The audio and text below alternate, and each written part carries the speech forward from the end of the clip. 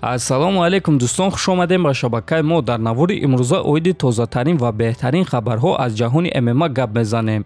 лайкро зер кунед, мо боша наворро оғоз мекунем. ҷангвари дурахшони вазни UFC Tait Tuivasa гуфт ки дар муҳориба зидди Дерек Луис ҳамаро ҳайрон хоҳад кард. Дерек Луис шоҳи нокаутҳост. ин чизро рӯйхати ғалабаҳои ӯ таздиқ мекунад. ман мухлиси Луис будам ва ҳамаи муҳорибаҳои ӯро аз оғози карьераи худ тамошо мекардам. барои ҳамин ман медонам ки аз дасти ӯ чӣ корҳо меояд. аммо ман аз ӯ ёштарам, дар суръат аз ӯ дида бартарӣ дорам ва фикр мекунам ки дар ин муҳориба ман тамоми ҷаҳонро ҳайрон мекунам, гуфтааст Туиваса. хотиррасон мекунем ки муҳорибаи Tait Tuivasa ва Дерек Луис аллакай шаби 12 феврал дар турнири UFC 271 баргузор мегардад ва дуюм муҳорибаи асосии турнир хоҳад шуд. муҳорибаи асосии турнир боша ин реванш байни Исраил Адесanya ва Роберт Уитакер хоҳад шуд. ҳамчунин дӯстон, бояд қайд кард ки дар ин турнир варзигари афғон бародари мусалмони мо Насрат ҳақпараст баромад мекунад. рақиби ӯ боша Боби Грин хоҳад шуд ва албатта ки мо ба Насрат бурдборӣ хоҳонем. топови ҷангвари UFC Дастин Порье боварӣ дорад ки Чарлз Оливера барои Ҷастин Гейҷиро задан имкониятҳои хеле зиёд дорад. Чарлз аз Гейҷи дида як маротиба зиёдтар роҳҳои ғолиб шуданро дорад. Ҷастин танҳо ӯро ба нокаут рӯй карда метавонад, дар ҳоле ки Оливера метавонад Гейҷиро ба нокаут рӯй кунад. метавонад ки бо тариқи сабмишн ғолиб шавад ва ҳатто метавонад ки бо қарори доваро ғолиб шавад. ӯ барои ғолиб шудан шанси зиёдтар дорад. ман гуфтанӣ нестам ки Гейҷи ӯро ба нокаут рӯй карда наметавонад, чунки Чарлз бисёр зарба сар медиҳад. Оливераро дар ду муҳорибаи охиронаш ба нокдаун рӯй карда буданд. Гейҷи чунин ҷангваре ҳаст ки агар туро афтона, пас одатан ӯ кори худро ба анҷом расонда метавонад. ӯ қувваи хеле калон дорад ва агар ки ту феъли зарбасардиҳӣ дошта бошӣ, пас метавонӣ ки ба худ наоӣ.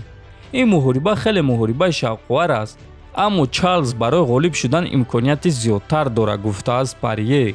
хотиррасон мекунем ки муҳорибаи унвонӣ дар вазни сабук байни чемпион Чарлз Оливера ва довталаб Ҷастин Гейҷи рӯзи 7 май дар турнири UFC 274 баргузор мегардад.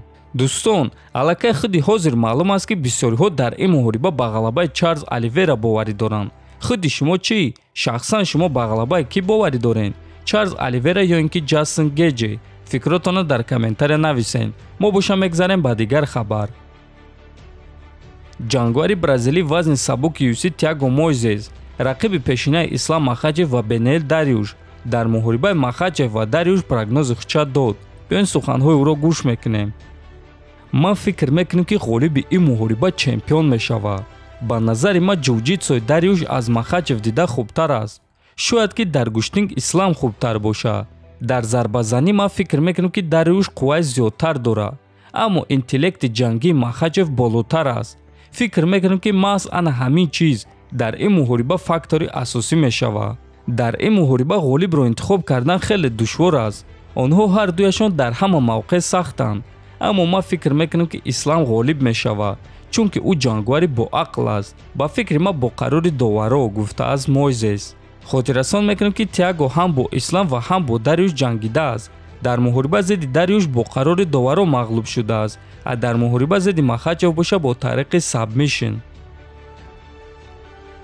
чхеле ки ҳамамон медонем варзигари ҷавони тоҷик Нурулло Алиев барои омодагии муҳорибаи навбатии худ ба Таиланд сафар карда дар он ҷо тамрин карда истодааст.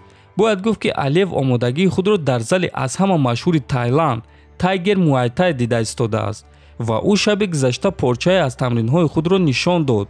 ҳамчунин Нурулло дар саҳифаи худ ситораи UFC Ҳамзат Чимаевро нишон дода ӯро мошин номид.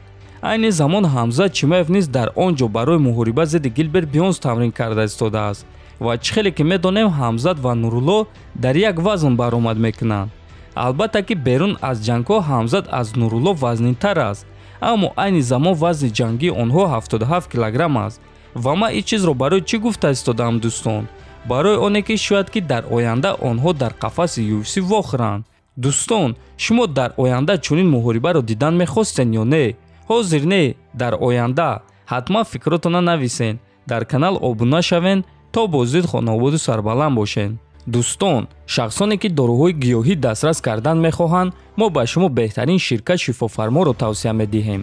шумо метавонед доруҳои даркории худро аз ширкати шифофармо дастрас кунед ва ҳамин гуна ҳам доруҳои даркории худро харидорӣ мекунед ва ҳам моро дастгирӣ мекунед. доруҳо барои ришу мӯйсарбарорӣ, барои хунукзадагӣ, барои хароб ва фарбешавӣ, равғани сиёҳдона барои ҳама дардҳо ва боз дигар ҳама намуди доруҳо. худи ҳозир ба номерҳои дар рӯи экран буда занг зада доруҳои даркории худро дастрас кунед ва ҳатман аз номи канали Паҳлавон гап занед.